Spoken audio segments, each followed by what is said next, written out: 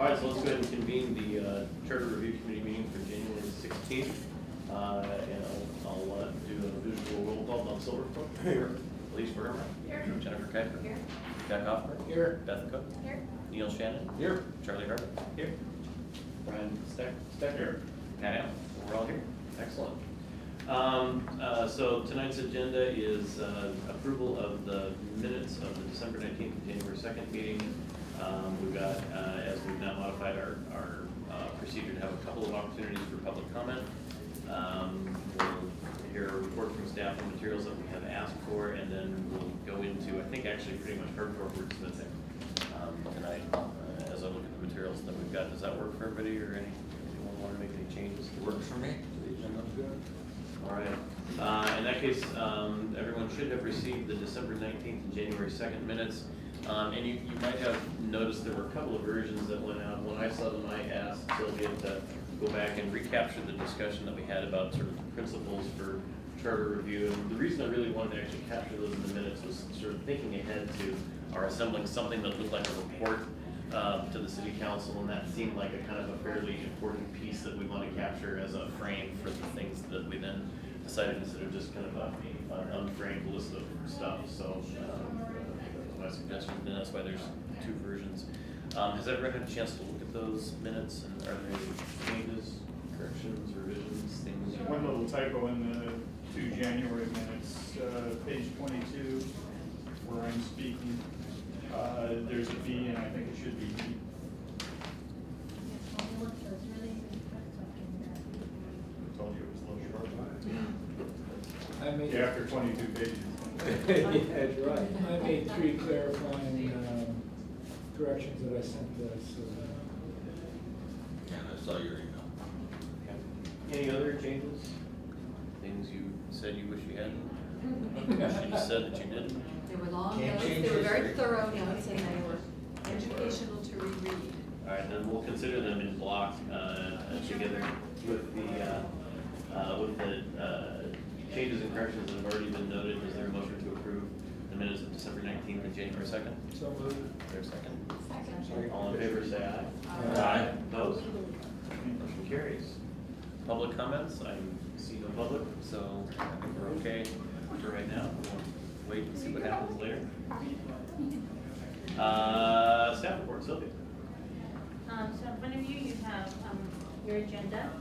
You also have a document that's called Comparison of Term Limits of Elected Officials from the metro neighboring cities. You have a document which is the city charter with notes and revisions based on discussions in the last 2 meetings of the charter committee. And you also have an email of some written public comments that were submitted, I believe today. We received those today, just for the record. Do you have an extra packet? I don't seem to have one. Ah, thank you. And those are the only documents I have in your packet. Okay. Do either you or Joe have anything to report back on the legal counsel discussion that we had, or is it not been enough time? Nothing. It's a report. Any questions from staff? All right. Let me pass out one document that Joe gave me as a suggestion. This is a piece, this is an actual piece, although it's to illustrate the format, not the actual content, of maybe a structure to use for constructing that report to the council that we might need to do. And I think, Joe, your idea is this has got some text slipped in to make it look like what it would look like with text, but that we would actually, it's an illustration only, not an actual finding. Yes. So that kind of thing, but the idea would be to use this sort of a structure for the major issues that we take up, to capture some findings, conclusions, and what our specific recommendations are. This looks like a really straightforward, handy way to turn these into kind of digestible pieces, as opposed to a long book report approach to doing it. And it may be as you talk, I think you'll get to talking about public input and how do we get public input. These could be one-pagers that you could have in different tables. You can post them so people can get a quick glance in terms of how did you reach these conclusions, what findings, and what's your recommendation at this point? What were you thinking? Okay. Yeah, that's real. Okay, so we'll set that aside for now. I don't know if we need to take any action on that at the moment, but it sounds like there's kind of a consensus. That looks like a reasonable structure for that sort of purpose. I think then that gets us really to diving into the red line version of the charter that's got the distilled discussions that we've had so far, and where we really need to make some final absolute decisions and actually, I think here, craft language, actual language that we think would be an appropriate charter language, subject to some further legal review and those kinds of things in some cases. Is everyone tracking with that?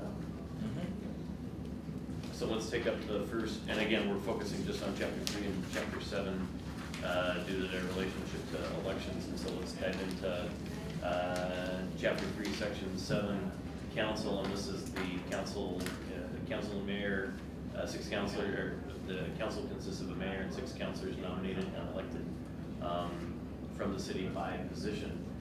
I'm assuming that the way to word that, given the discussions we've had before, is to change by position to by popular vote. Would that be the right way to approach that? Well, there are different, when I've looked at different charters that have the top vote getters, they just eliminate by position, and they talk about Elected from the city elected and at elsewhere. different in the Okay. charter, so the simple suggestion is to just, if you go that route, is to eliminate by position. So if we're still all in the same place about that issue, then we would insert a period after city and delete the final 2 words. So, The nominate, that's a great question. Nominated is, this language is rampant through every charter I've seen. not Yeah, but just it's the because model. they all use the same model.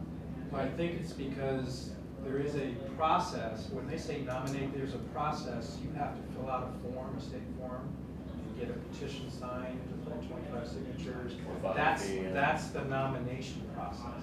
Yeah, some That's cities do referring have to that, where you have a choice of paying a fee, Yeah. which is what we have. So I still think that issue about nomination needs to be clarified by the legal opinion, but because I've seen it everywhere, I think that's what it's referring to, is the process to file is a nomination process.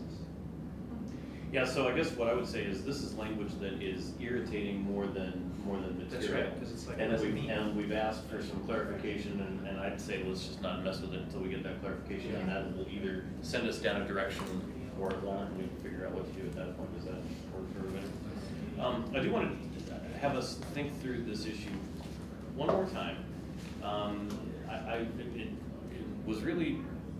I was really thinking about the fact that that chart that we got that talked about who does what was so overwhelmingly by position.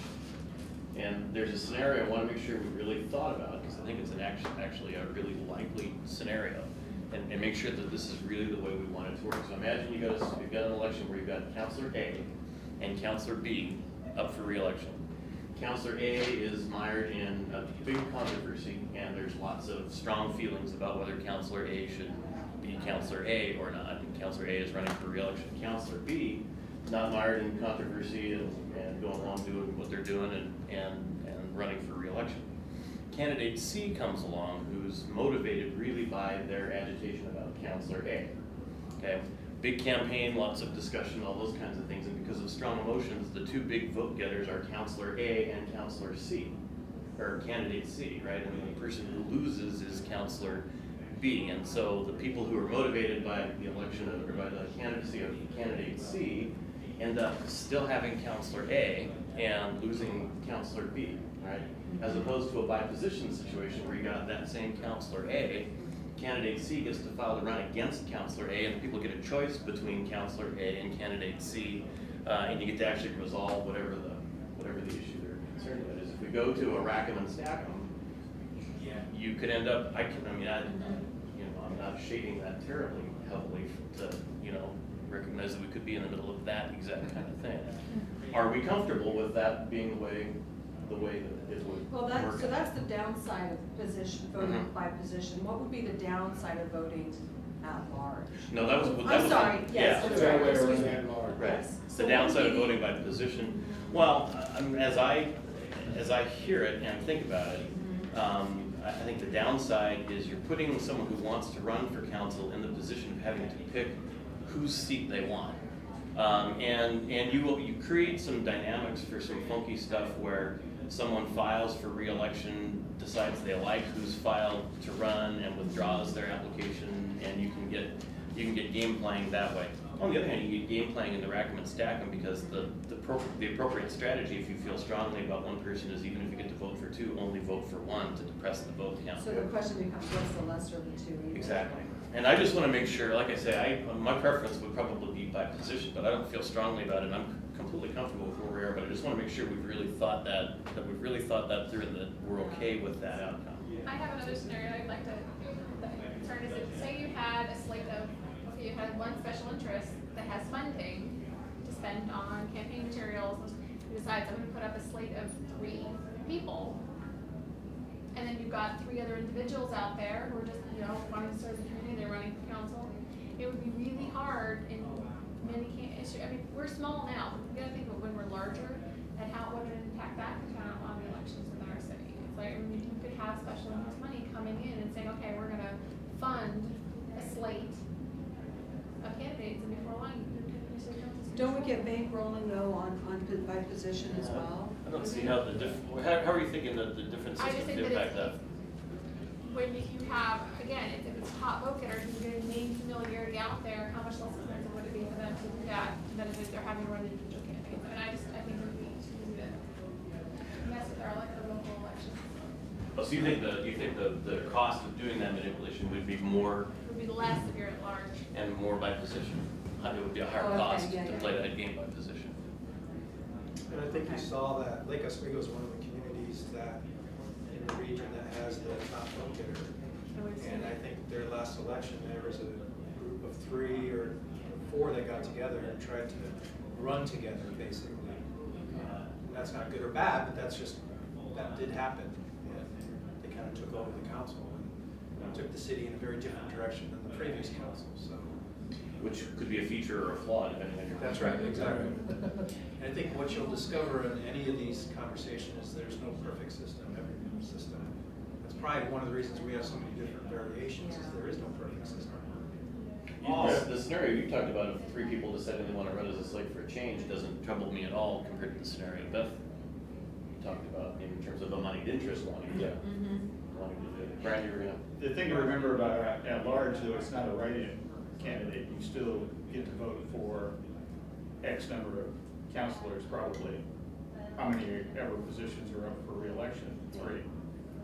3. So, in your case, that guy's name, the one that you think is gonna get overlooked, is gonna be there, his name is gonna be right in front of the voters as they vote. So even though you're quite right, ANC may get all the attention, you don't have to, remember the guy's name to write him in. Right. Where with Beth, yeah, that's a bigger problem, as I see it. But, yeah, I still kind of prefer it. So you're saying though, just so I'm clear about bankrolling position or bankrolling at large? At large, I'm still concerned by moving, and I'm also concerned about, given the community's kind of attitudes last year, whether or not they would actually vote to change it currently. I think that taking away that power of saying, yes, you can look at one candidate that you might want to, if you're not happy with how that particular candidate's serving, that you might be able to not get rid of them. I mean, it makes it more of a game. I don't think the election, and anything we're working on, we have to remember, is it able to be for the voters?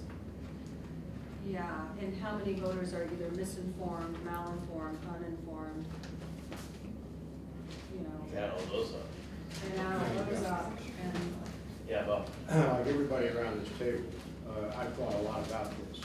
And I think I mentioned several meetings ago that I've lived in areas where the at-large vote was used. And it always seemed to pick the best people. I have to believe in and trust the voters that they're going to pick the people who will best serve the city. I think each one of us, we go around this table and come up with different scenarios. And are they right scenarios or wrong scenarios? I think the at-large is the most logical way to go. Given the number of people that run for council positions in this city, my fear might not be enough people running. But I'm going to take that chance, and I definitely would go with the at-large. Okay. Maybe let's just go around and see where we still are. I agree Still where with you're that. at? Okay. Jim? I'm still leaning at large. Okay. By position. At large. Okay. Charlie? Okay. At large. Okay, sounds like that's still where we're at, so the language then would be inserting the period after city and delete by position, and then deal with more of it later in the document where it talks more about the election procedure. In the LOC says at large, does that make a difference? It just says elected Well, by city at well, large. see, Is that- it- we That's talked a about different this- issue, Oh, okay. remember, that's the Alright. geographic issue Yes. versus how they're elected issue. Okay. So if I can make a suggestion, I know we've been referring to at-large as the opposite of by position, Yes. but it's confusing. Mhm. It really is by position or top vote. I'm suggesting top vote getter. In aggregate. So at large At-large implies means geographic. geographic. Okay, all right. And if we keep using that terminology, it will confuse the council and also will confuse the citizens. So I know what you mean when you say at large, but it's confusing. So. Okay, so that issue is, I think, set for going out for public comment now, subject to learning whatever we learn or whatever we might decide to do with it on the nominated language. So we're good? Okay. Next is section 8 on the mayor. And the talk was, do we want to move the veto discussion to this section? And do we want to create appointment power for the mayor that doesn't currently exist?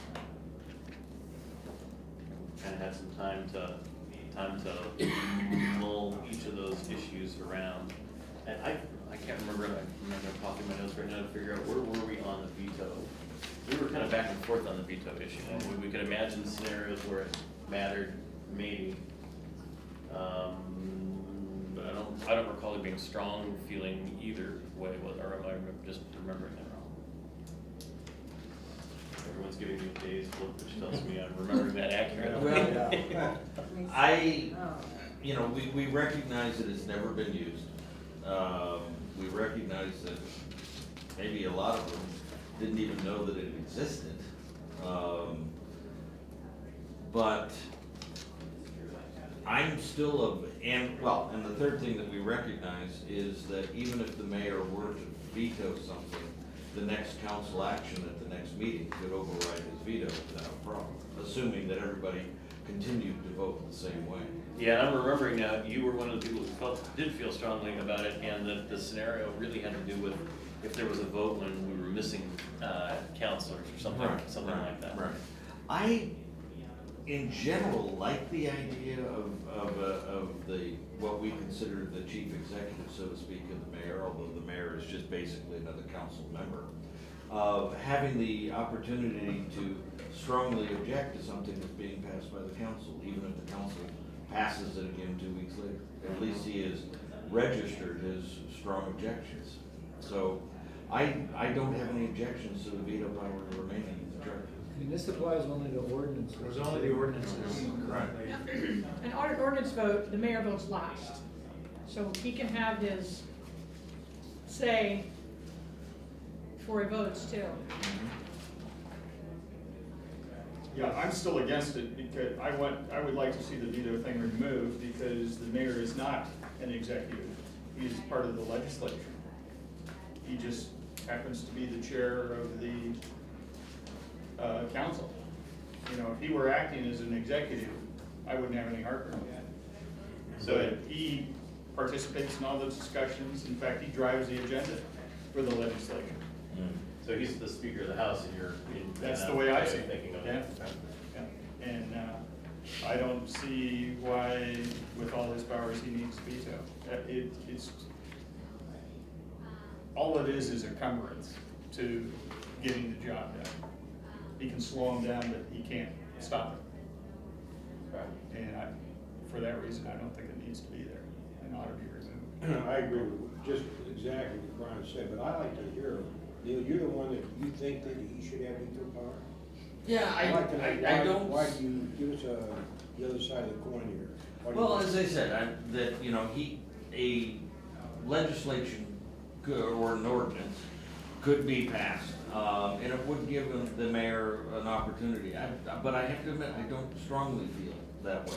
I just don't have any objection to the language remaining as it currently exists. But, I mean, if there's strong opinion that, hey, let's, you know, clean this up, make it simple and delete the language, I don't have a problem with that either. If we delete the language, is this something we're gonna have to explain as it goes out for a vote? I'm somewhat concerned the more this pages of red stuff we get in here and put out before the voters, how confusing it's gonna get.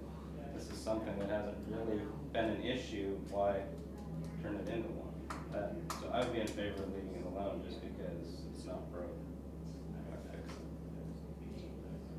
Yeah, that's something I've been thinking about is in the current dynamic, something that has never come up one way or the other creates a political issue that, You know, veto is a word, it's kind of a strong word. Yeah. It is a strong word, and I agree with you, Brian. I don't think it's necessary or needed, but that's actually very much my concern.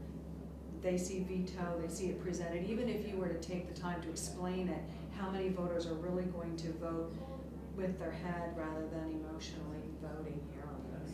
at least, I tend to agree with both Charlie and Neil with keeping the veto power, both for the confusion issue and it having not been an issue in the past, but then also, as it's been talked about before, though the mayor is a voting member of council and doesn't have, extra, say in things, as we've seen, the mayors do have lots of their hands in other pots throughout the region. And they do know other things that are going on that perhaps, other councilors don't. I think it gives them an extra opportunity to stop and explain why he might think that something else, another way of seeing something. And if he vetoes it, that gives everybody another opportunity to look things over, think about it, and then come back to the table. Jack? I'm really in the middle of the fence on this one, but I think I'm leaning towards leaving the language the way it is, just from the standpoint of perception that it may be perceived that you're stripping something from the mayor. And from that standpoint, I would, I guess, be on the side of leaving the way it is. Beth, what are you thinking? I'd leave it. All right, I think I'm hearing with a couple of dissenters, the consensus to leave it. Is this a hill you guys wanted to add? No, not me. Jack, can I make a request or a suggestion? Because you've talked about this and there's a history of this issue. If you leave it in, some charter review committee in the future is going to be talking about this again. So just like I'm proposing that there's a fact sheet on the ones that you're proposing to recommend. Yes, good I point. think there should be a fact sheet that summarizes, we looked at this, we decided. Things that we considered and Yeah, decided against. because and at here's some why. point, 5 years from now, 6 years from now, Yeah. that charter review committee can pull it out and say, oh, okay, they looked at this, in the past, and they, at the time, it wasn't a problem, and they didn't need to do anything. Now we think Brian and Bob are right all along. They weren't. Well, So I think Brian's the the mayor, serious, he can change it. my point is the items that you have serious discussion Yes, no, that's right. and don't recommend an amendment, I think that's healthy to get that out to the council as well. Yeah, no, that makes sense to me. So I guess what I would suggest then is if what we think is, the general notion is, we don't want to create an issue where none exists, then I would think that argues both for leaving the veto power as is and not fiddling with adding it to this language. I agree. And just leave the status quo, is. Because it only applies to ordinances, and that's where it is. Right, is everybody comfortable with that, given where we ended up? Okay. No change to section 8 with respect to veto. How about the special appointment power? And I think where we end up with the discussion is that there is sort of a practice that vests the mayor with some role in the process, but that's not that's not a charter, a charter defined thing, and that a council at any time could decide they wanted to change that practice. So we could either codify the practice in the charter, or codify a different practice, or leave the charter silent. Where are people at on that issue? Well, on this one, I think currently it states, and we're talking about appointments to the boards. And currently, I believe the charter states that the council appoints. Yes. The members of the board. Right. I think that the way that it has past practices has been that the mayor has submitted a nomination to the council, and the council approves or rejects. With uneven history on that, depending on the Right, group, I right. think. Again, I'm in a position right now that I prefer the concept of the council as a committee appointing members of the board rather than individuals. Whether the council develops their own rules to how they decide to do that, they can develop their own rules for it. So does that mean status quo? Status quo. Other thoughts?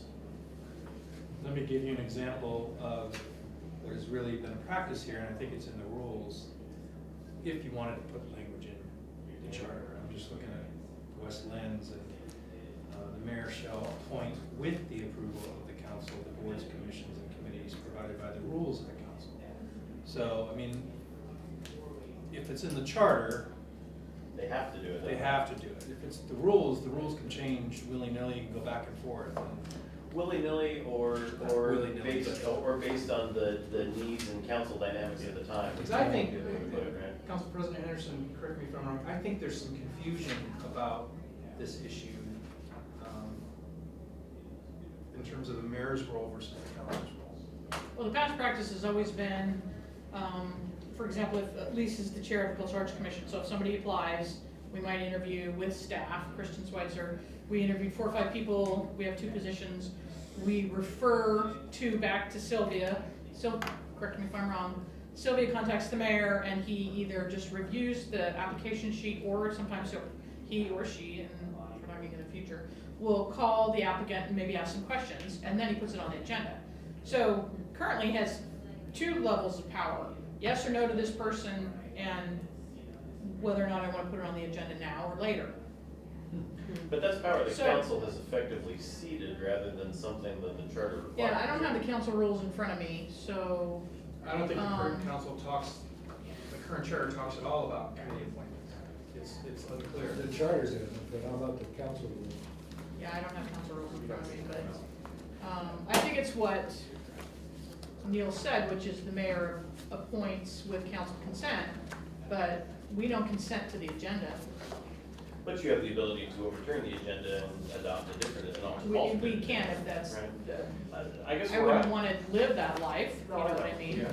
But, I guess where I am on this issue is I would prefer to use this discussion and these topic sheets that Joe's suggested to us as a way to highlight for the council what their current power is, and help the council understand they've made a decision, either by default or actively, to do it a certain way, but they've actually got a range of options, rather than use the charter to narrow their range of options. Mhm. That's a good idea, and then they can have the option of changing their own rules, Mhm. right? Yeah. Mhm. That's a good idea. Yeah, so how the city council rules reads under section Q, committees, organizations, and media, it says, citizen appointment and removal. The mayor will appoint the city committees with the consent of the council. The mayor may request assistance from councilors in making recommendations. That was item A. Item B, council members will encourage broad participation on city committees by generally limiting the number of terms a citizen may serve on the same city committee. Item C, the citizen may not serve on more than 2 city committees simultaneously. Any citizen serving on 2 committees may not be chairperson on both city committees. And it goes on and on. So basically, there's just that one item which indicates that the mayor will appoint the city committees with the consent of the council. It doesn't say members, it says city committees. So to some degree, maybe the rules even need to be clarified. All city committees are established by resolution. So the full council generally would approve of a committee at at that point, and in the process, which is unclear, which is unwritten, of the appointment process and the approval. Can I ask a question? Yeah, sure. Linda? Yes, Is there controversy surrounding this subject on the council in the time you've been on it? Maybe a couple of times. Generally, no, though. Pardon? Generally, the answer would be no. I mean, I don't see, because I don't serve on every board or commission as a liaison, so I don't know if there are other counselors who referred somebody and the current mayor or previous mayors chose not to refer them to the agenda. So, I don't know exactly. I know we had an issue last week where the mayor wanted to remove somebody from the agenda, and, I mean, from a board or commission meeting, under consent.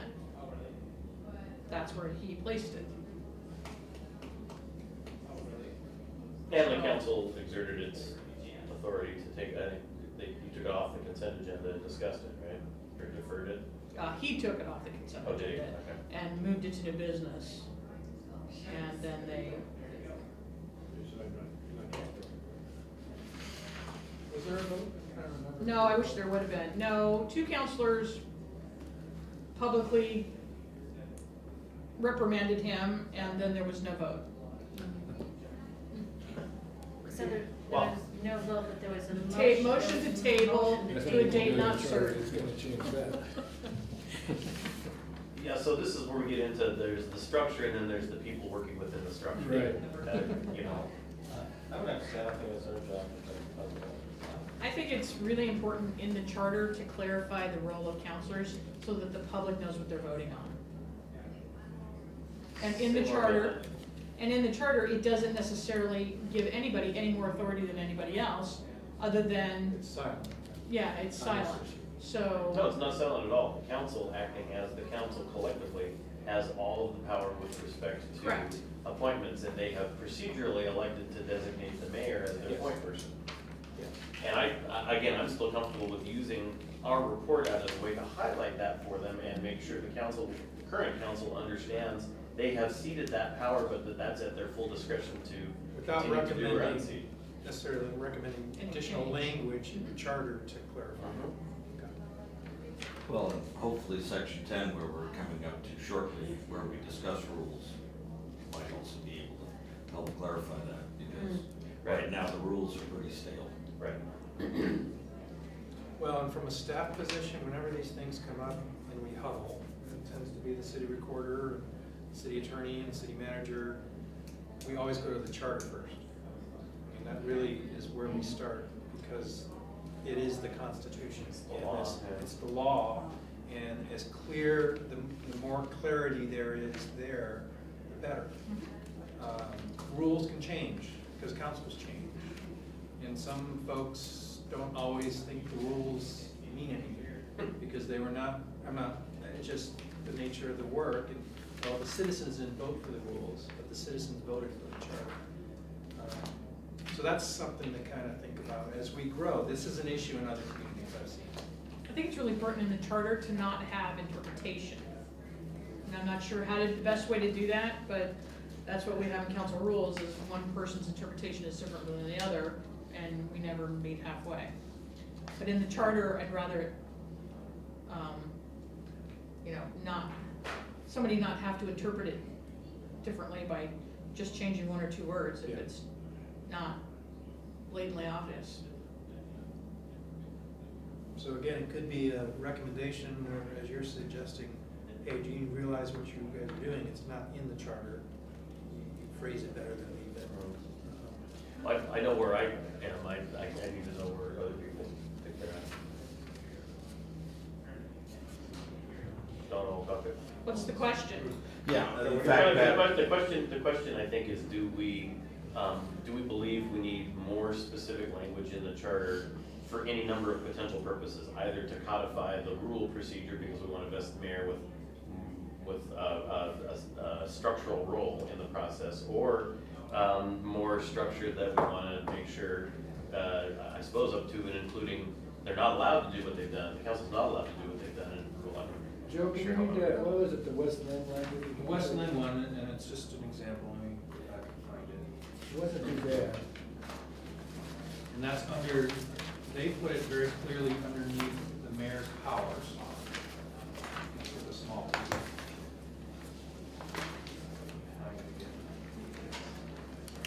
So power, this is under powers and duties of officers. It's item F on the list of the mayor's responsibilities, and it says, the mayor shall appoint with the approval of the council, the boards, commissions, and committees provided by the rules of the council. And that's So that codifies what we have in council rules. That's essentially what we're doing, isn't it? Yeah, and I think you're right. You can either stay in the rules, and it's subject to easier changes as councils change, or if you believe what we're doing is important, and that's the way it should be, maybe you should consider putting it in the charter. Where is our language on this? Section 6, last sentence. Interesting The that council appoints members of commissions, boards, and committees established by ordinance or resolution. So do we need to go farther than that, I guess is the That's real the, question. that's the question. Yeah. So in the West Wing one, it doesn't say anything about removal. Not in that section. Under powers and duties of the mayor. Yeah. Where are you seeing this? Yeah. Oh, section 6, not chapter 6, got it. Right. Section Section 6. Section 6, which is in chapter 2.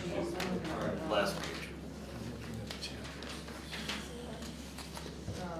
Which is kind of a weird place to I don't put see it, mine. quite honestly. I wouldn't have known the bottom of the distribution of council responsibility there. It seems like a strange place. Well, that's one that we can defer fixing that to after we get through the election-related There, thank you. provisions, right? Really, the only question is, Yeah. I think the question in front of us is, do we want to say more about the mayor's role in this process in terms of, I think the live item on the table is, do we want to codify what's currently done, or do we want to continue to leave that at the discretion of the council? But it's ultimately their authority that's being exercised. Well, yeah, this makes it clear it's their authority, so I don't see a reason to change it. Beth, what do you think? I don't really have, I mean, I guess, I'm leaning kind of towards leaving what it is. Neil? I'm happy with the procedure as it is. Jennifer? I think it's fine.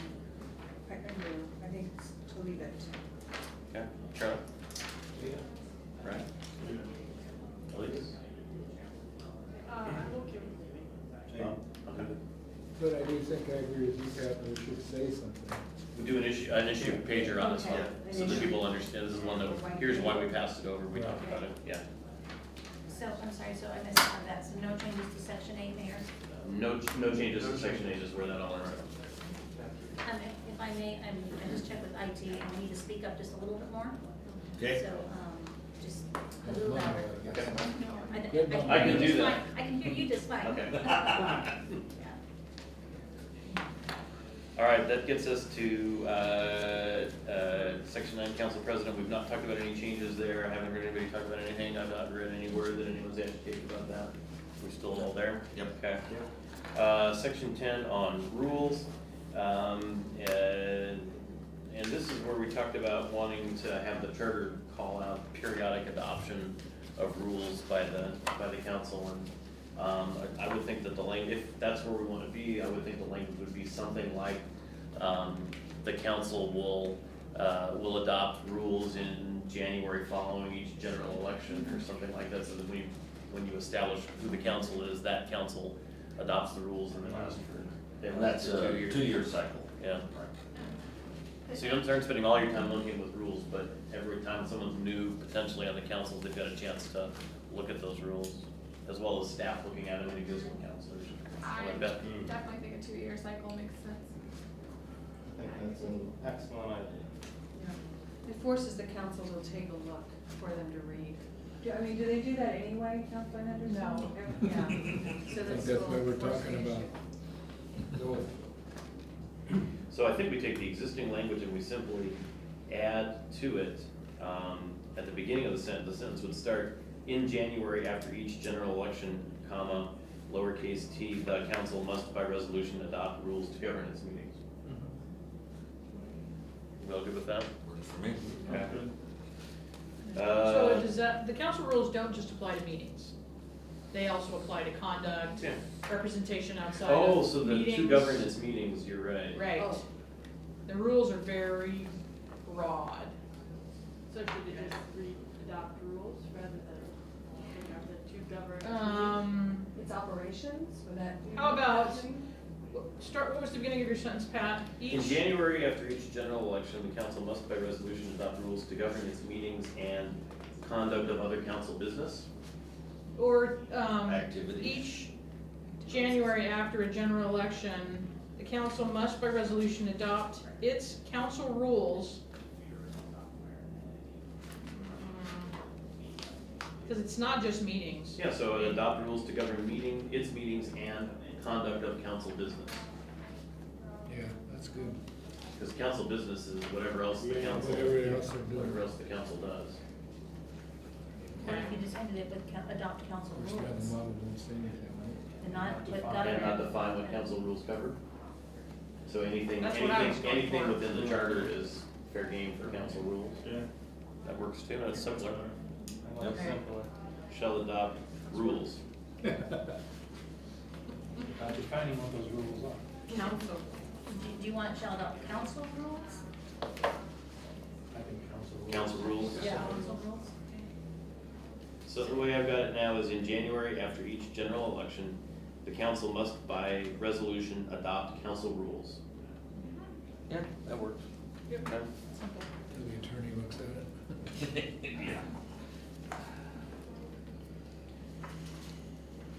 All right, I think that's all of the issue that we had there, unless anyone else has anything. I'm gonna go like a freight train, so if I start going too fast, send up a flare. Section 11 on meetings, I think we ended up, although we talked, I don't know if we need an issue brief on this one, because we spent some time talking about it. But I think we ended up at no change to the language. Is everyone still there? Okay. Yes. Actually, I think more of it, we ended up talking more about a counselor missing meetings than we did. Right. Yeah.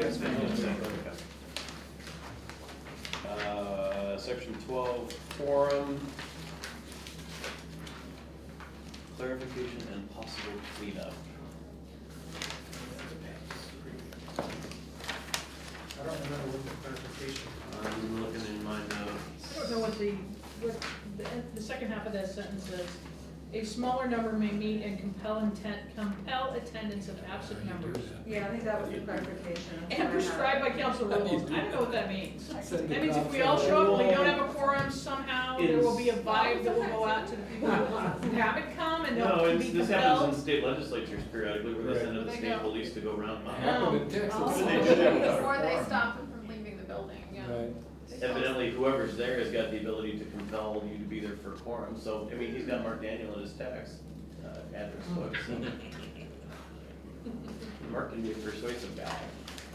Yeah. That's common language. But there's no vehicle in here to make that happen, it's just these very vague words, you know, which I don't think would launch Mark Daniels.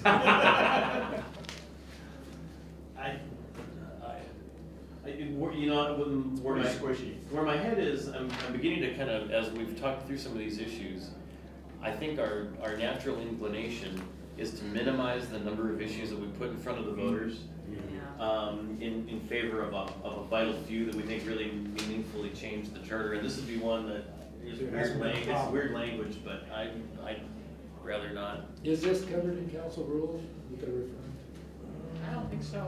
Quorum's in there, there's a section on quorum. Yeah, but Not- nothing about to? compelling Not quorum, but attendance. compelling attendance. I guess when we take a look at the counselor absence from meetings, we can address that, you know, a little bit more. If you brought in leg irons, does that count as having Well, attended? if they fail to attend enough meetings, then technically they'd be kicked out. Yeah, that's one of the more meaningful issues I'd rather Right. use Yeah. our Right. limited mind width of people Yeah, maybe. looking at I assume it's right out of the model charter, yeah. The only difference I'm seeing in the other jurisdictions, it's the same language, except it says compel the attendance of absent members in a manner provided by ordinance. Oh, I'd love to be there for the public hearing for that. So instead of council rules, they actually, well, most of the jurisdictions that have that language, the same thing as say by ordinance. Anybody feel like we really need to tackle this one? No, for me. Okay.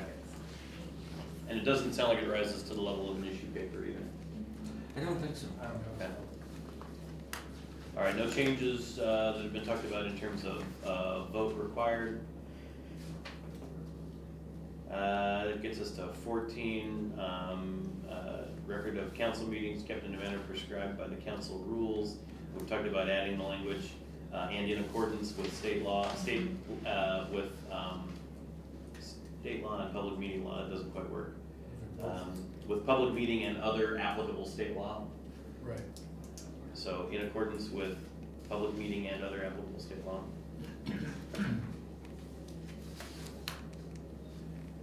All right, so let me ask the question again, does this rise to the level of something that we wanna occupy people's minds with when they look at these changes? Well, is it controversial? Recognizing this is on the record and out to all the ships at sea, around here right now would be something that I can imagine we think is just this sort of a little grammatical clarifying cleanup that somehow gets vested with magical powers and becomes a monstrous controversy that leaves us all scratching our heads, but there it is. And we're, as we go through these, I'm really kind of heading toward, if we really don't think it's a big deal, even if it's weird, unless that weirdness really, we think causes a problem, leave it alone. I mean, the fact is, I believe we're still compelled to operate the state law and public meetings law. Even if we Yeah, don't write it right. in there, right? Yeah. Well, do the council rules say that it has to follow public meeting law? I mean, that could already be in the council rules, therefore. I believe there's some. Yeah. Oh, Yes, Clarified but as it's, that. but to Neil's point, even if it didn't, they still have to. Right. Right. Right. I think it's in front here too, anyway. Yeah, you're right, it could imply that somehow they weren't doing it, it's not wrong. Mhm. That's right. Well, watch the very discussion that we're talking about not having it will now become vested with magical powers. And so it shall be done. Yes, yeah. as it is, so it's Okay, no unwritten. change. No change, right. All right, so that leaves us with a few things that are not currently codified that we talked about wanting to potentially codify. And that's public comment period, work session, not work session, public access and comment at work sessions and executive sessions. The executive session is covered by some state law that makes that awkward, but I guess the real question that comes out of this for me is, do we want to talk about public comment as a charter issue? I don't think so. I think that that should be part of the council rules and they govern their meetings. I don't think that that's a big enough issue to put into the city's constitution. I agree. So- Now, I'm gonna take the devil's advocate position on the other. Again, the idea is that our charter, at least one of the comments that I made early on in the meeting, is that our charter is basically a Bill of Rights. And part of that is to establish the rights of the citizens, besides just the way that the council operates. Now, I've been on the opposite side of some council discussions where, I believe it's with ordinances or resolutions, I guess, that do not have to have any public input. So quite honestly, there are many times that the council may be making decisions that affect citywide and don't have to listen to a person stand up before them in a meeting and give an opinion one way or the other. And I think that that has created some bad feeling in the past. I think, in Kirk, it probably included that in some of his discussions before us. I know that, one of the things that they were suggesting is that, citizen input maybe should be considered twice at a council meeting rather than once. I mean, we're giving the opportunities of citizen input at the beginning of the meeting and at the end of the meeting. I think that it creates some hardship sometimes or heartburn that, the council is going to accept citizen input at the end of the meeting when everybody's looking at it and says, well, you've already made your decisions, why in the heck do you even want to bother listening to me? So, I am not saying that we need to put it in there, but I certainly do think that it's something that needs to be discussed. And even to the point that whether or not we include it, I do think that it's something that we should address as part of our position. Anyway, that's my soapbox.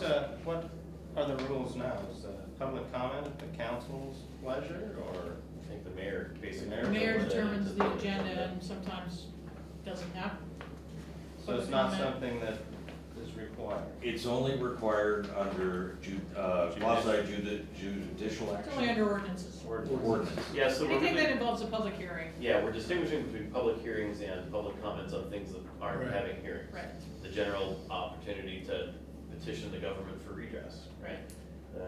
It is mentioned in the council rules. Yes. What does it say? It says, citizens and community group sign-up forms will be available each regular business meeting at the time. At the time on the agenda designated for public comment and during any public hearing, any member of the public desiring to address the council must first be recognized.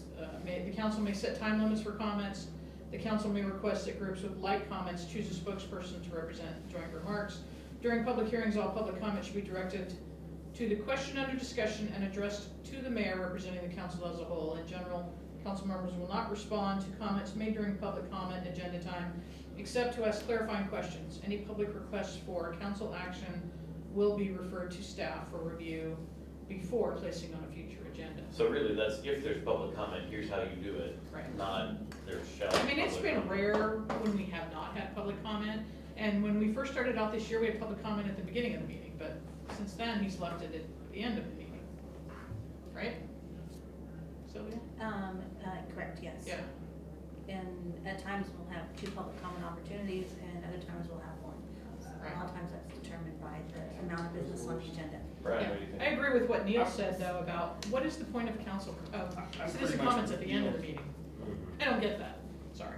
I'm kind of with Neil on this. I think it's something we need to, if we really care about public comment, which we should, I think it needs to be in here that council will give opportunity for public comment, and that doesn't belong in council rules, because I love the word willy-nilly. That's discretionary. But yeah, we don't wanna make it discretionary for council, because they could remove it in their next, we're having to review the rules every 2 years, so they could get rid of it and go back to the other way. So I think it definitely needs to be in that bill. So we have it in council rules as, It's in here in a number of Under ways. order of- Under the agenda order, citizen comments is there. So it's implied that that's part of the normal business meeting for council. So if we want to go this direction, I would suggest language something like, the council shall afford an opportunity for general public comment at each regular meeting. Perfect. Shall, may, Shall, must. I would say shall. And my preference would be to not get into beginning a meeting, end of the meeting, once, Yeah, twice. no, That's- Yeah. that's council Yeah. rules, right? Yeah, Yeah, right. right. And if they're behaving badly, then they can be held accountable Yeah, politically exactly, for that, right? Uh, Charlie? I like the idea of having in there as well. I think that it's something you hear, at least I hear occasionally, as people feel shut out of government, whether it's on a city, national, or state level. I think this is something to be received very positively. Yeah, I do. I think it's just as much of an opportunity for public to speak as it is an opportunity for the council to hear a different perspective, or a perspective, so. well, we used I to like have, the language you Yeah, the language. Yeah, that's a good I think it one. works well. Yeah. And the length of public comment would then be on the Yeah, all of the mechanics of the public comment would be up to rules.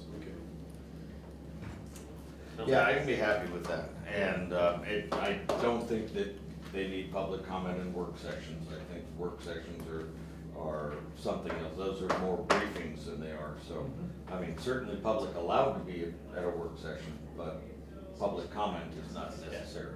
Yeah, I think that's right. Would this be a new section? Yeah, I think this would be a section 15. Yep. You already have 15.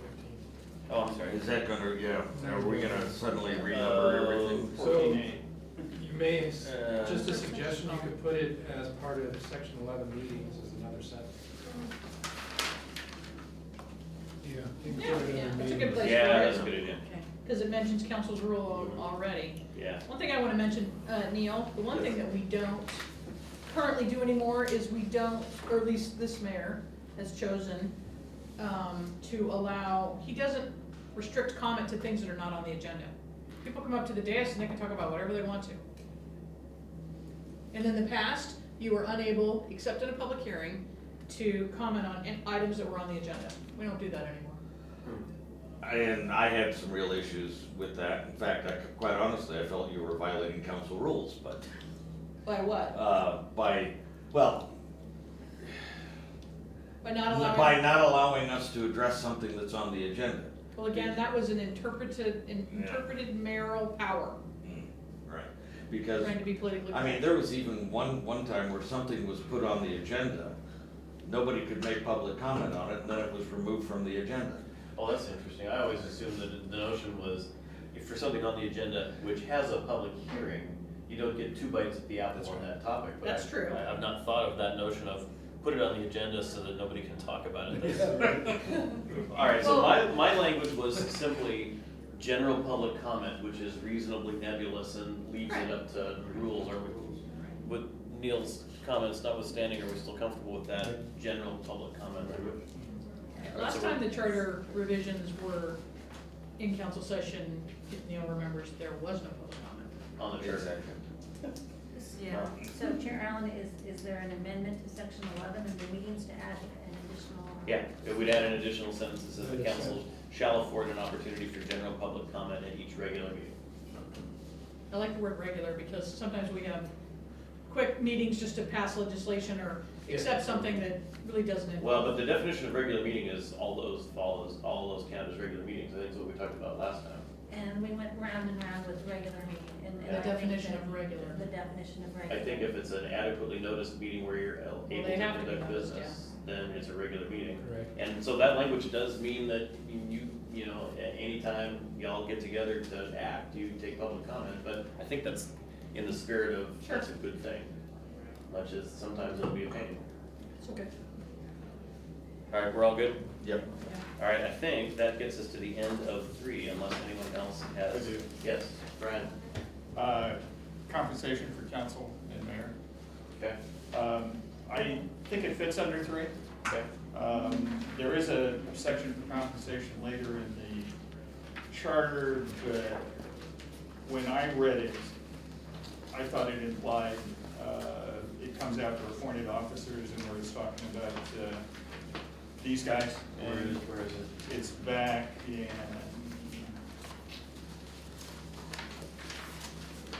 personnel, number 9. Chapter 9. Right. Chapter 9. Section 37. Okay. But since I wanted to specifically address salaries for council, I think it fits better in 3. And just talk about they shall serve as volunteers and there should be no compensation. So basically a charter provision that doesn't, currently they have the authority theoretically to. They could pass an Create a stipend or ordinance and, whatever. create salaries for themselves. Yeah. Without amending the charter, and I would like to see them have to amend the charter to be able to get paid. I think it's worth putting before the citizens before you start paying council and mayor. And so, I'm just thinking about language, do you want to capture things like, phone allowance or something like Yeah. that? So you're talking about just direct cash compensation? Direct cash. Okay. Over there. Well, there was that city council down in California that left the city dry. Wow, yeah, some of these charters say the compensation for the services of each council member and mayor shall be the amount fixed by the council. And then they give, you're reading the West Lynn one. Yeah. Continues, it says, as of January 1st, 2009, this amount shall not exceed $4,000 annually for each councilor and $6,400 annually for the mayor. This maximum amount shall be adjusted for inflation annually based upon the consumer price index for Portland metropolitan area. That's in the West Lynn chart. Page? Page Three of 13. Section 11. Is there any meaningful difference between requiring them to do a charter amendment for there to be compensation and having a charter provision that says any compensation proposed needs to be approved by the voters at a regular election? Are those the same thing in your mind, or? Yes. Joe, or? I think I'm trying to, let's say there was a proposal now to compensate the mayor and city council. Right now, you could do that by ordinance. Well, I think that I think that there's a state law that says you can pass an ordinance, but it has to be effective at the time that the people who vote on it potentially would no longer be in office. So like, I have 3 more years. So if we voted for that, it won't take effect until 16. Really? Yeah, because You can't vote Dennis yourself. Terrell back in 2007 put it on the agenda, and it wasn't gonna be effective until like 2010, when potentially none of us would have been serving any longer. We've been seen as self-serving. Yeah, Exactly. right, and so if we got reelected, we got reelected, but you couldn't vote yourself a compensation while you're in office, let's put it that way. Right. That's the way state law reads, I believe. Well, that's the way the federal system for Congress Right. works now. That's fairly within the last 15 years or so. And you think that's state law, or you know that's state law? Well, at the time that we had it on the agenda from legal, it was basically, the effective date could not be sooner than when we were no longer in office, i.e. subject to a reelection. So if this was the end of my 4-year term, we'd have to ask legal. We'd have to ask All right, so let me break this into some pieces for us to think about. There's first the status quo, we think, which is council has the unlimited authority to do whatever it wants for compensation, but it can't take effect until Certain date in the future. intervening election or Yeah. something like that, so that there's an opportunity to vote the bums out and put it in the government. Right. Right. Option would be to say we don't want the council to have any authority over this, and so we either put it in the charter, they don't get it at all, and they've got to amend the charter, or put it in the charter that they've got to submit it for a vote to get it. And then I think wherever we end up on those, the other piece we need to break out is we probably need to figure out how to word it in a way that there's some ability to deal with expenses, which can get you into a really weird wording rat hole around what expenses are. Yeah, expenses are They're addressed covered here. under personnel, but you could move that piece up, I guess. You Said could, well, you could anything use the about- same sentence after this, But I like your idea about going to a vote of the people as opposed to just put something in the charter. I guess. I mean, putting the charter to What, this. approximately how many hours a week do you think that a counselor puts in on council business? Well, I'm sure that varies dramatically depending upon each counselor, but I doubt I put in less than 25 a week. You put in less than 20? No, You do not? I do not put in, More than, no. Okay, let's At least. rephrase. You put in a At minimum least of- 20 to 25 hours a at week. least 20. And of course, that doesn't, I mean, we joked about this the other day. We are never off the clock.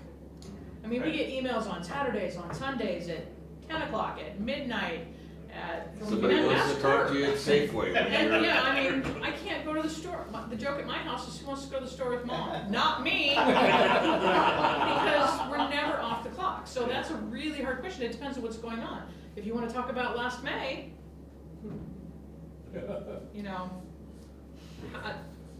many hours. And it just depends on what's happening on the agenda.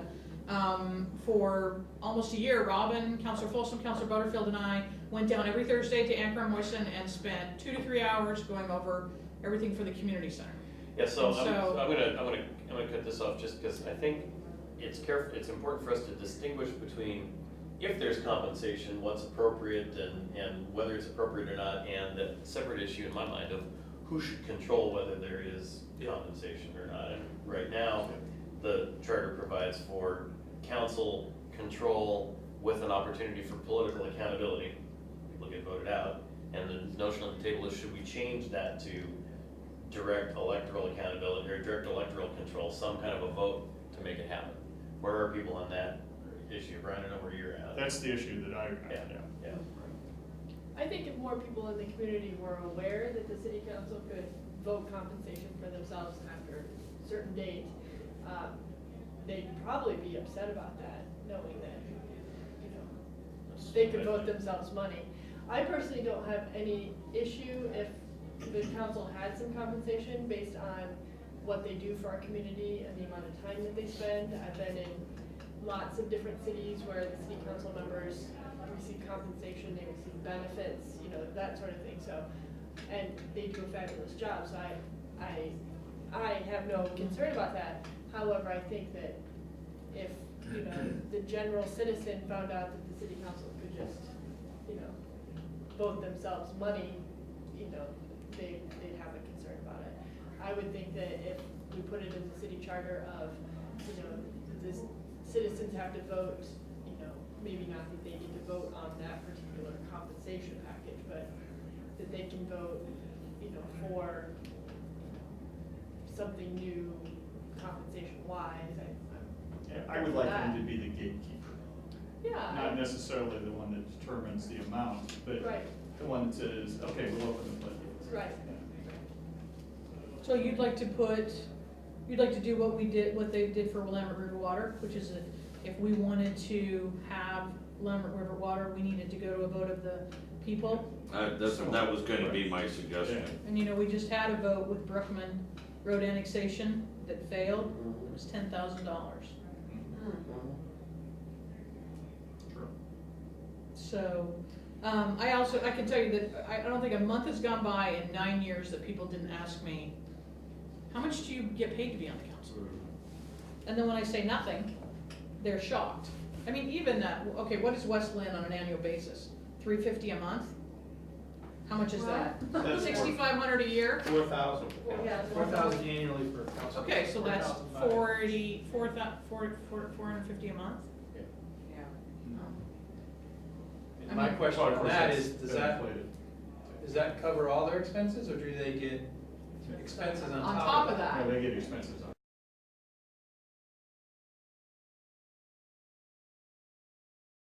Yeah, I would say, 'cause that's a That's a salary, salary. right? But see, the only person who has any ongoing day-to-day operational expense is the mayor, he has a cell phone reimbursement. The rest of us get nothing. And the current mayor doesn't take his reimbursement. The prior mayor did. Which was $80 a month, right? Yeah. So if you pass a compensation package, it would be by ordinance, right? Yes. And that would require public comment. So let's get more on sort of the general principle, Charlie. I don't have a overly strong opinion about this one. I'm fine with leaving it alone, but I can be persuaded by what everybody else thinks on this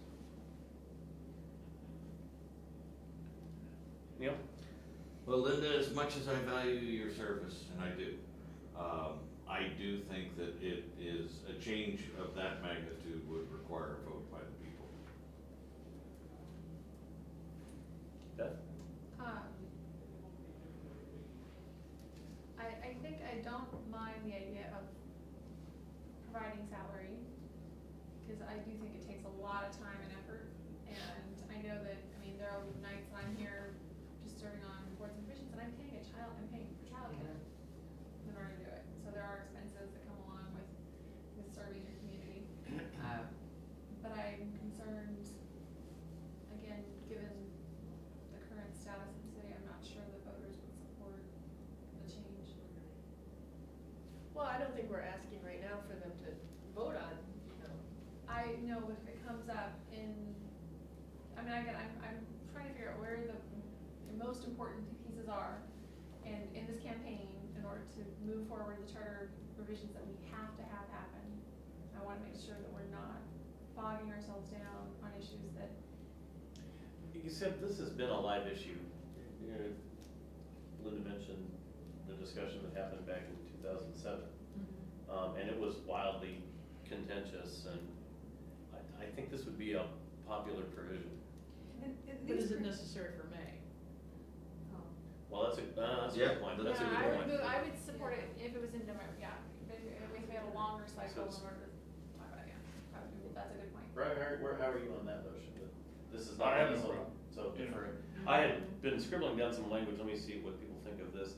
The council shall not establish or modify compensation for counselors beyond reimbursement of reasonable expenses unless first approved by a majority of voters at a general election. Okay. Something like that. So I have a question. Yeah. So we have a general election, the community approves it. The charter and the language in the charter then is not amended, it will continue. So the council members, year after year after year, whatever cycle we go through, continue to get a Whatever compensation. was voted on, correct? Whatever It's was not- voted on. Not So- establish or modify. So if that council chose to increase or decrease, what would Yeah, be the next but- process? Another election? Yeah, because I said it shall not establish or modify, so a modification in that compensation would Would require. require another election. So I wrote that down and set it on the record just to capture it. It sounds like what we're saying is let's table this until after we get through the election dependent stuff and come back to it, but, we may be on something kind of like that wavelength. I think that language is. Okay. All right, anything else for, chapter 3? Going once, going twice. Let's take a 5-minute break, come back and talk about chapter 7. Good plan. All right, are we ready to dive into chapter 7? Let's go ahead and reconvene the meeting then.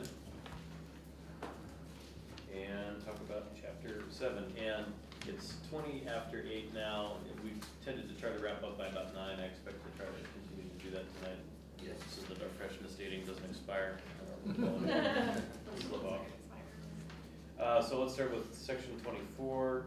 And this is where we need to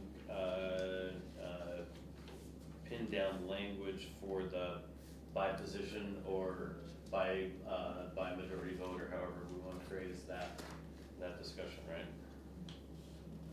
Can I make a suggestion before you Yes, dive please. in, just as a sample or an example? If you look at the West Lynn, on page 2 and 3,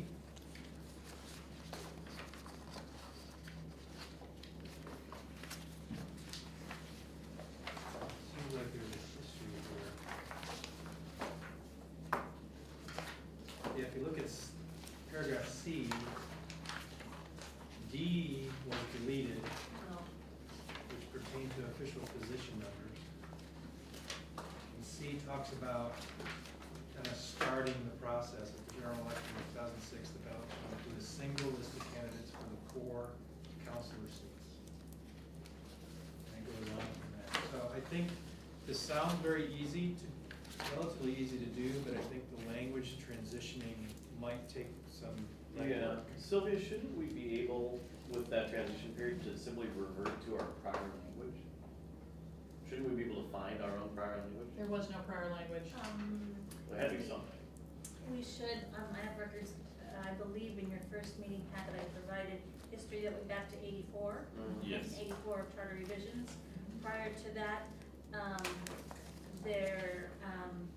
not to say the record doesn't exist, there were amendments, but not to any degree of what we're doing now. Well, but I mean, our current system has only been there for 3 elections, so what did it say 4 elections ago? I'd have to look. Yeah, but that shouldn't be hard. Shouldn't Oh, be no. hard. Oh, no. Because I think potentially with the need for transition wording, it should just be reverting to what it said before, because that's all we're talking about doing is going back to that system, right? Hypothetically. It said the council consists of a mayor and 6 councilors nominated and elected from the city at large. Also use the forbidden word. That was from, that's the, 2004. Oh, wait a minute.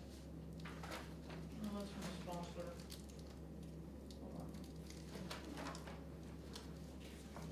Well, so I guess what I would suggest is, this one, my ability to cook up language on the fly is pretty good, but this one's more than I can sit here and do in 30 seconds. And I think if we could get you guys to, you know what we want to do, if we could get you guys to cook us up a language to accomplish that and do any necessary transition, I think that would be a lot easier than our trying to. Yeah, and that's what I'm do that. suggesting. I think it's a little bit more complicated than trying to do it at this table. Yeah. I mean, if we bring back language that you don't like, we'll keep working on it. But it's unwrapping the system that we have now and making sure the transition is smooth, because once it's started, it seems to go very well. But it's that transition back and forth that concerns me a little bit, that we spend some time on that. Is everyone okay with that? What Lynn was trying to do. Yeah. Right. All right, so let's go ahead and do that. Then we now need to, and this is one we were kind of never really landed, and that's term limits for councilors. I think we landed on the concept of term limits. We didn't land on what they should be. We've got some materials that have been passed down that, kind of like the by position versus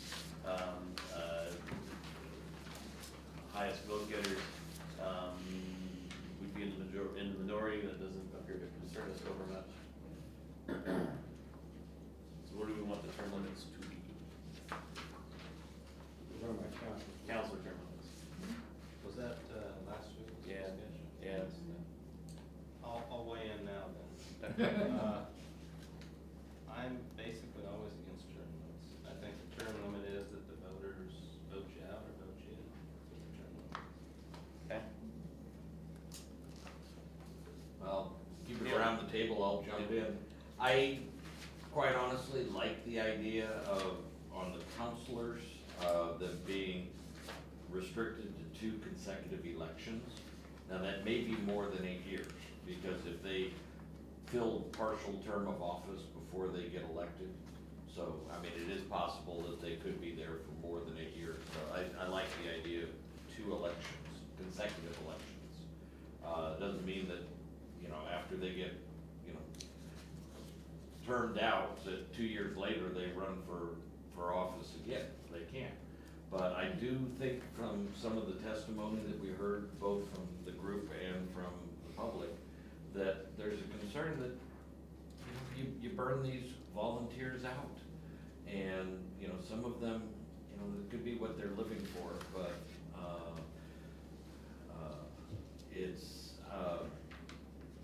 but no term limits for the mayor. I think part of that discussion was that with the mayor having to run every 2 years. Okay, let's hold off on the mayor, and let's just kind of keep going around on the Council, term limit issue. 2 elections. I'm not supportive of the term. So you're with Charlie. Jack? I think I started out with 2 terms last Mhm. time, and after the discussion thing, we talked about 3, We did. which I'm comfortable with. I'll clarify, I could be more comfortable with 3, definitely opposed to 2. Okay.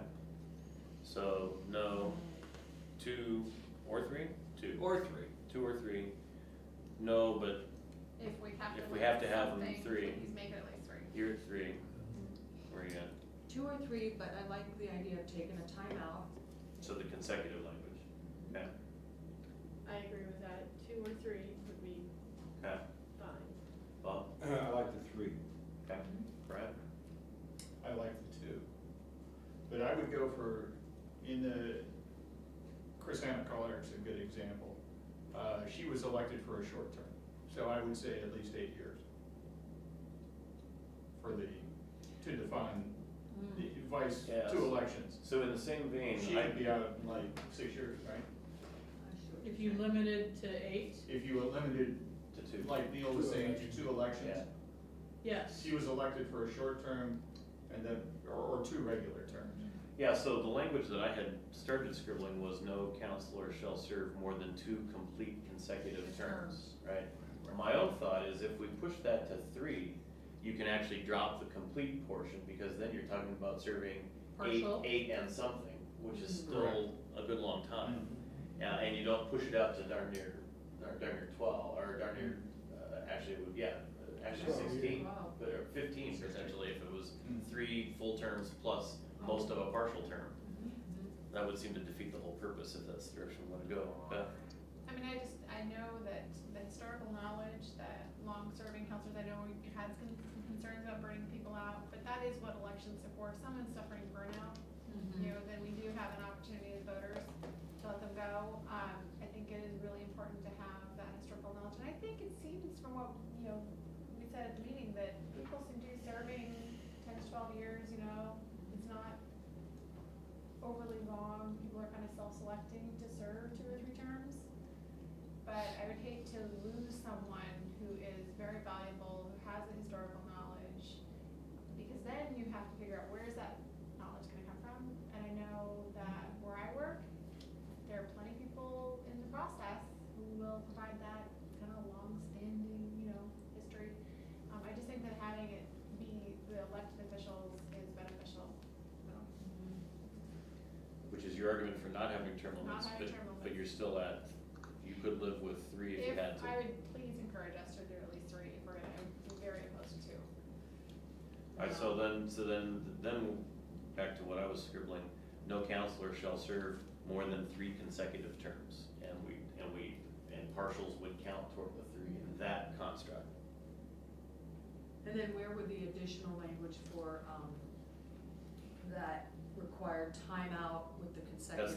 That's the one? that's the Sorry. consecutive gets you there. Okay, It catches that. okay. Yeah, so you can, Implying that they could run you'd be again out, 2 years you'd be later. out 2 Oh, years. that's how kids have her, Right. Right, okay, all right. because they took a break. Right. Yes.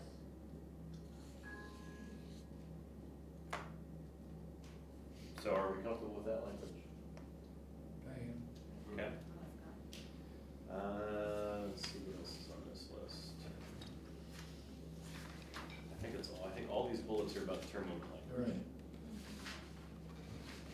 The position hopping thing goes away because we were recommending eliminating the by position. Okay, that gets us to 25. Does it though, if you do these separately?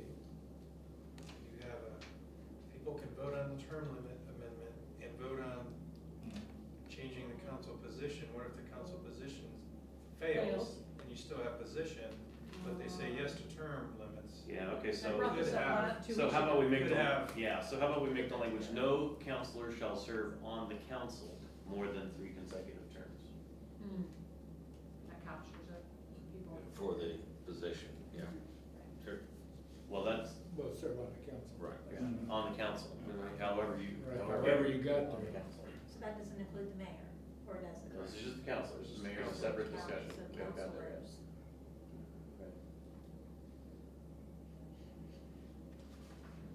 All right, on to mayor. I would agree, no limit. Yeah, that's where I am, is no limit on the mayor, given the election, and this would be the important thing to capture in the issue brief for me, is that given the election is every 2 years, and I wouldn't support changing that, that person is basically under continuous review by the public, and Yeah. if people want to continue for whatever period, I'm comfortable with that. Anybody want to argue that? Brian, you were in favor of term limits on the mayor, weren't you? I was, but I was also in favor of a 4-year term Okay. until Neil showed me the light. Let the record show. When he explained, that was sort of the way, a good way to keep the mayor accountable, it made sense to me. So I waffled on the 4-year thing, and so I don't care about term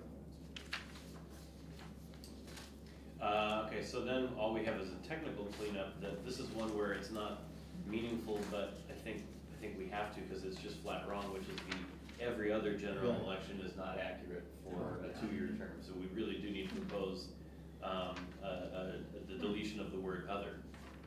Well, use the same language that we do with the counselors at each general election. Okay. And we need to specify that it's a cleanup. Well, we don't need it, we don't need the language after the adoption either, do we? Yeah, I mean, what does that mean, you have the adoption of what? Yeah. Well, it was after the adoption of the original. This charter. almost looks like we voted on the language you would need to create the 4-year term. Right.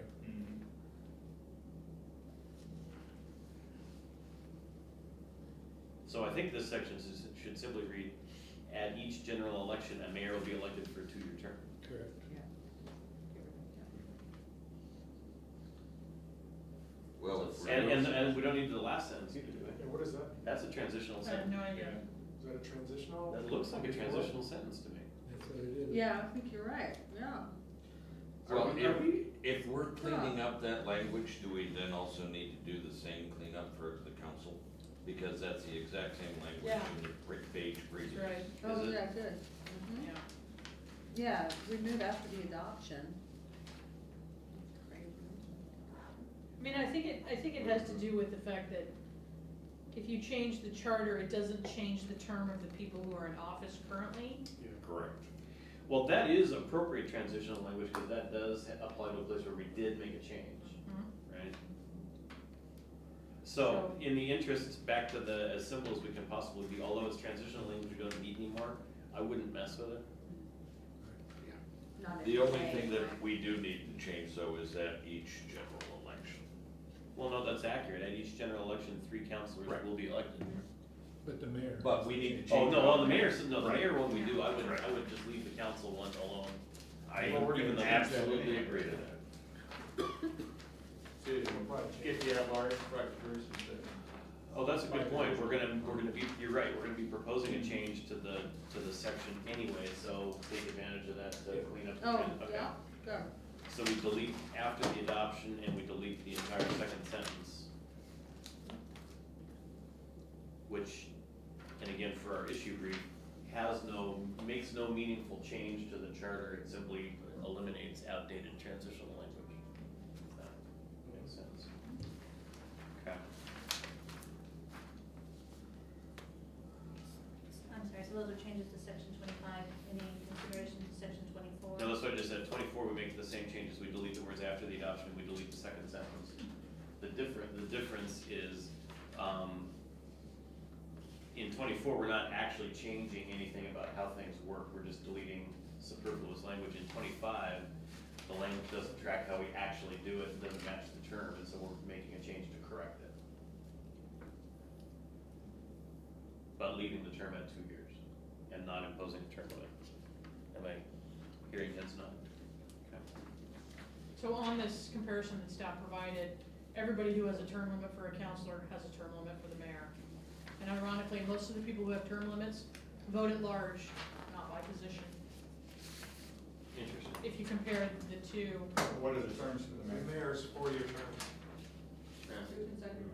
So under, Hillsborough has 2 consecutive 4-year terms for mayor, 2 consecutive 4-year terms for councilors. Tigard has term limits, yes, 8 consecutive years. I don't know what the term is, because it doesn't say. It is a 4-year term. 4-year term. So 2 terms. Lake Oswego's 8 consecutive years. Oregon City is 2 4-year terms as a mayor or councilor in a 10-year period. Same for both councilors and mayors. And Milwaukee is 2 consecutive 4-year terms. But none of those has a 2-year term for mayor, right? I don't If I heard you right. No, No. I don't believe so. Yeah, I don't know. It doesn't, well, it says 4 years, so I assume Yeah, I don't. not. 2-year terms for mayor is, in the region's fairly uncommon. If I were unique that way, we would know. But it did make sense at the time when we discussed it last, why that Yeah. would be. Yeah. Yeah, I'm comfortable with where Mhm. I think we are, even though we'll be different, then that doesn't seem to bother us. We like to be different. Things look different here. All right, so we're good on 25? 26, so this is one I was interested in fiddling with last time, but I think I've now talked myself out of it. It's irritating language, but it doesn't seem to be hurting nobody, and I'd rather not confuse things. Are you with me? I'm with ya. Do we still want a legal opinion? Well, I suppose a legal opinion, if there's a, I'm assuming there's a set of questions that have been put. If they've been put, we don't need to withdraw them. If they haven't been put, we don't need to put it. Unless someone feels strongly otherwise. Okay. That gets us to 27 qualifications. So this is, be a qualified elector and reside within the city for at least a year. We talked about making it 18 months. We decided not to, our last discussion was not to change it, that 12 months was fine. Everybody still in that place? Charlie, you weren't 12 here. months prior to the election, I was just gonna ask. or 12 months prior to filing? I think it's fine. What's the ordinance say? It says before the election. I'd have to look, I It don't. says Yeah, but is it before I wondered what the code says. Is it before you file, you have to have lived here a year, or Well, before the charter, election? The charter right now Says Says before election, yeah. And I believe when this one was challenged a year or two ago, it was, I remember they had to look back at the election date to be November the 5th or 6th or whatever, that election date. 12 months back from that. So even though you file in the summer, Correct.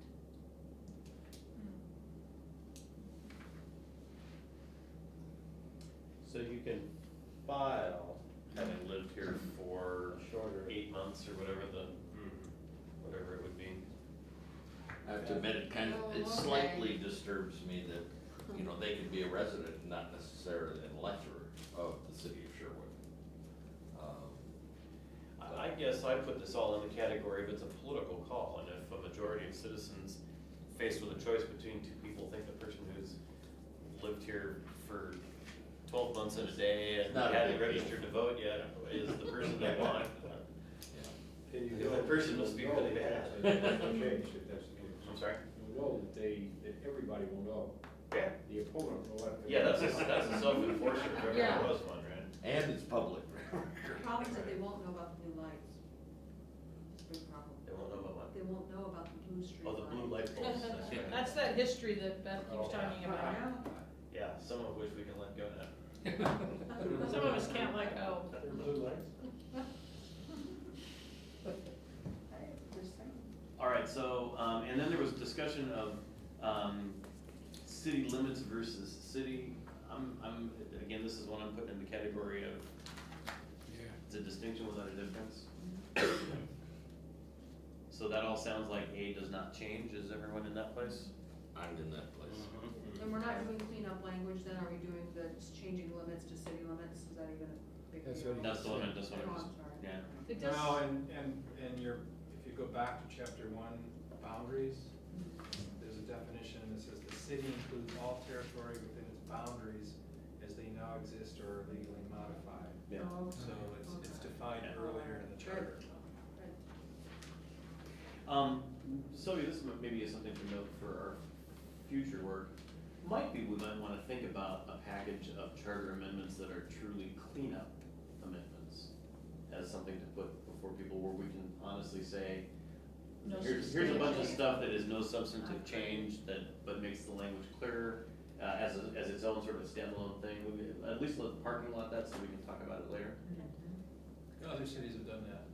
Yeah, and we did spent several years doing it at planning commission. Yeah, Westland did that, so, and I think they had like 4 or 5 cleanup items and then passed like that, Yeah. which is cleanup. Yeah. Well, that's how it was presented to us a couple of years ago. Yeah. Brad needs to change the tape. Okay, good to go? Okay. So 27B, we've got some notes that I think are grammatical. This is a fairly grammatically ugly section, but nothing that is captured in the bullets here, unless I'm misreading them, strikes me as an actual substantive change. No, it's cleaned up. So leave it alone for now. All right. Yep. Section C is the nepotism issue. We had some question out, we don't have feedback yet on, what we can do within state law that might beef up our nepotism language. There's some interest in that, but there may be some serious sideboards in our ability to do that. We don't have any basis to talk about that yet. We'll blow by that unless someone stops me.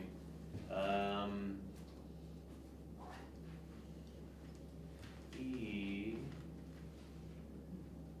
Oh, so E would be new, is proposed new language, right? Yes. Okay. Neither the mayor nor councilor may hold another state or local government elected office. And then if you look at the 3rd bullet, Mhm. in that discussion, you guys had discussion, and there was a consensus not to add this section. Right, and that's where we had a conversation with soil and water districts. Yeah, I remember you brought that up. So this would be one where we do an issue brief where we talk about, we've discussed Yes. more than one office and why we. I'd like to see that, because I think while I agree with your consensus that there are non-important elected offices, there are also areas where they could be highly important elected offices that might cause conflicts of interest, so. Right. Okay, and then we spent quite a bit of time talking about D, which was the council is the final judge of the election and the qualifications of its members. Yeah. And I think at the end of that, the first bullet captures language that I think I cooked up that said something like the council is the final judge of the qualifications of its members after election, or something like that. I remember that. It was painful, was. Somebody has lied, or maybe in a number of instances where. Mhm. Right.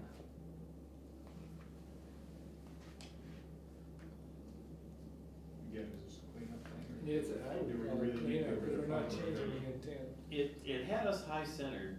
Yeah, I but it still was- don't it like was the a- word judge. It was an interpretation issue, not a Mhm. substantive. Right. And we're talking about changing what actually happened there, we're talking about how we talked about what happened, Exactly. right? Mhm. Yeah, it was a big discussion. So are we, that would be an argument for leave it alone and potentially Mhm. come back to it as a cleanup? Right. Mhm. That's what I would. That's a good idea. Everybody comfortable with that? Yeah. Yep. Okay.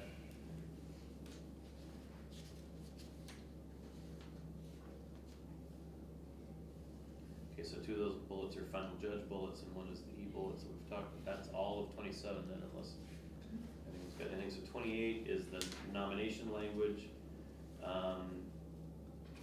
And we have a question out on that, but this may be, we'll be here back, but this may be another one where unless we hear something from council, the nomination is something, we'll hear something that will make us want to make a substantive change, or it'll turn out to be cleanup language, right? Okay.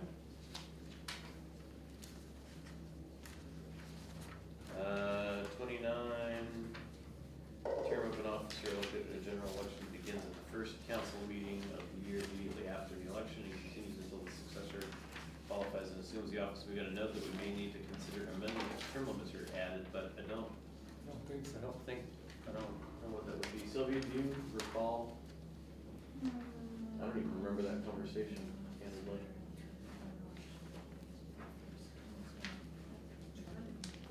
I don't see how that's. Yeah, I had it written down too. I don't know. Sorry. No, go back to, Counselor, do you remember under section 29, when we're discussing terms, why we would have to go back and consider? Consider what? Consider the change. We all flagged it that it needed to be hooked up to the term limit language, but we can't figure out how. Which means we must have talked about it after 8:45 last night. Yeah, I don't know why. Exactly. Yeah. I don't think you need to change I can't see it right now. I don't even know why it's in there. So let's do this, let's leave it be. Sylvia, if you could go back and look at the tape or something and see if you can suss out any more than that. Yeah. I mean, what is the term successor qualifies and assumes Gets the office? gets elected and is certified as Or elected. appointed. Right, so Appointed, the whatever. only reason that they wouldn't be seated at the first meeting immediately following the election would be as if the results weren't in yet and they weren't qualified yet. Recount or. Yeah, there you go. Disputed election or something like Right, that. voter fraud or something happens. That's the only scenario I could think of. Could it be that we felt like, well, I don't know what we thought. It's possible that we could need to say, you continue until the successor qualifies irrespective of any applicable term limit. So you've got someone at the end of their 8 years, and you've got a disputed election, and you could end up with a conflict between this and the term limit language, and the question is, which would we prefer if there's some circumstance like that? Would we prefer the seat be vacant, or would we prefer someone serve an additional period of time beyond the term limit until that successor? Well, it didn't preclude, the current wording did not preclude that. I think the current wording, I'm sure this is what we're thinking, the current wording conflicts with the term limit language. Term limit language says you'll serve no more than Oh, I got it. no more than 2 consecutive terms. This says you'll keep serving however long it takes to figure out the election. Yeah, okay. So I think we either need to delete the successor language, or say that they'll serve until a successor qualifies irrespective of any applicable term limit. Yeah, okay. I'd be on the side of. But if we change it to a top vote getter kind of thing. If there's no position where who's that person who's gonna stay? You know what I mean? Sure, you could have, you see, you have 3 positions up, you could have one of the 3 where there's some irregularity, or there's a tie between 3 and 4 necessitating a recount, or something like that. Would be, I think, breathtakingly rare. If it happens, I'd err on the side of wanting there to be representation and a person there, so I'd go with the irrespective of any applicable term limit language. Yeah, I think if it that's were what me. we'll have to do. Everybody okay with that? So continues until the successor qualifies and assumes office irrespective of any applicable term limit. So do you still need me to come back with some more No, research? no, I think we stumbled on what the issue was. And on page 13, if anyone cares to read that part of this, of the minutes, on page 13 of the minutes from January 2nd, there's conversation. And then at the bottom of page 13, it indicates Chair Allen addressed section 29 and said it's flagged, but more of the notion of whatever decisions are made on term limits, we need to consider this section of language. Oh, so you mean the whole thing was my fault after all? Pretty much. That's what it sounds like. Uh-huh. Sounds like. Crap. Well, Effective minutes. but I think it has to do with if term limits don't pass, then this doesn't really have to be changed as far as adding that. Well, so the language I just accidentally, but the language I just cooked up is irrespective of any applicable term limits. And so if there isn't an applicable term limit, then It doesn't mean it doesn't matter. So we can put it in and it won't be broke if that doesn't happen. I got lucky that time. All right, we didn't want to change the oath. Chair Allen, Yes, may I suggest that at this point we? stop. Yeah, because I can see a discussion of You're right, vacancies. vacancies is gonna be a long one. Okay. So I'd rather address it fresh. Yeah, so that leaves us with section 31, which is the creation of a vacancy, and section 32 is the filling of such a created vacancy. And so as I see the calendar, we have a meeting scheduled for the 30th, yes, Sylvia? Yes, the last Thursday of the month. Right. Yeah. So we have a meeting for the 30th, and I think what we need to do then is, we need to see a red line document that captures the language decisions we've made tonight. We'll have the language decisions we have to make on 31 and 32 on the 30th. We'll, I guess, need to look at the red line via email after that, because then we talked about doing a public workshop / public Open house. hearing, open house and hearing on the 13th. And Charlie, for your benefit, what we talked about there was taking a meeting and basically dividing it in 2. The first half was doing some grouping anybody who chooses to show up by table based on chapter 3 and chapter 7. We'd circulate amongst and at those tables and have just conversations at the tables about the discussions we've had that got us to what we talked about and didn't talk about. If we're able to pull together these issue briefs by that point, we'd have those available. We'd spend about an hour doing that, we'd adjourn that, and we'd basically then have an actual public hearing where we'd take public testimony, so people having had those conversations.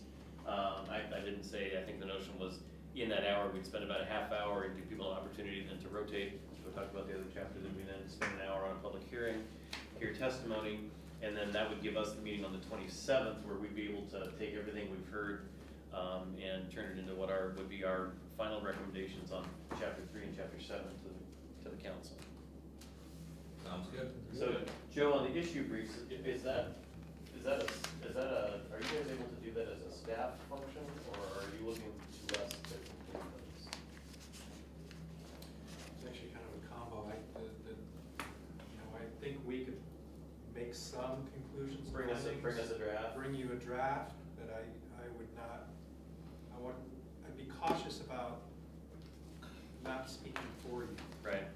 Well, so I think you've got enough certainly on this format, wherever it went, you know what our recommendations are. Yes. Right. I think the findings and the conclusions, You could maybe give us I some can rough. take a stab, and we maybe can- share it with the chair and the co-chair for some initial wordsmithing, and then distribute it. And then if you want to rip it apart and say, Joe, we never concluded that, I don't know what plan you want. Yeah, so in the time we have left between now and the 14th or 13th, It feels like that's a doable piece for us to then do, is to react to something that's Yes. 60% work and we do the other 40%. I'm Exactly. afraid if we had to sit with blank sheets, we'd take a long time to. Well, and I guess when you get that, if you see Do it by something that is totally, you don't wanna put down, there's no pride of Yeah, authorship. so the only thing I would suggest is a change to what you just said, rather than just send them to Neil and I'd send them to all of Everybody? us. Okay. And then the only thing I would say is we should avoid like a reply all, because that turns it into a public meeting, which we can't do. Reply back to, I'm assuming these will come from Sylvia, reply back to Sylvia with whatever our input. Wherever they come from. Whoever they come from, reply just back to that person. And whoever this can capture it. And there might be places where we've got two different bullets that are actually exactly opposite and we'll have to work that out. Does that work for everybody? Okay. Really, the conclusions and the findings, I will be cautious about what I put down there, because I don't wanna speak for the citizens. But if you can at least put prompts Yes. to remind us of some of the Yes. ground we've covered, I think Yes. that would be useful. Yes. So the next meeting is gonna, there's a decent chance we might need to go a little longer than 9 o'clock to get through all that amount of work to be ready for, have a publicly consumable Yep. body work, so. Next one is starting at 6:30, right? We're gonna start at 6:30. We could throw in another meeting, that's true too. And we'd be back to our regular 6:30 time. Yes. Yeah. Yeah, so we can, as we get through that night, we can figure out if we need to throw in another meeting. On the other hand, if we go along, you'll all get a 10% raise. Vote ourselves. I do have a business function that night that I have to be at, until at least 8, so I'll, if you're here past 9, then Okay. I can start. Okay. Yeah, if you read So it, it's yeah. really important for you to react to the other document. And if you've got strong feelings about any of 31 or 32, if you can get those into Sylvia or Neil or I, that would be great. Yeah, We should at least ask if she has some public input. she's city staff. Oh, that's right. Never mind, sorry. Well, you still could have public input. Would you like to make any What are comment? you people smoking? Anything else for your general? This good? way we can put in the minutes that we offered public comment. Exactly. Yes, there you go. Oh, Yeah. Anything else for the general good? All those in favor of adjourning leave? All those opposed stay? We're done.